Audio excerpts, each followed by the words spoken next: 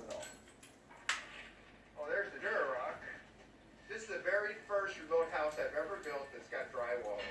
Most remote jobs, we don't do drywall out here. We have to manually carry everything inside that house. We don't have stockers or a machine that'll pick it up and put it in through the window.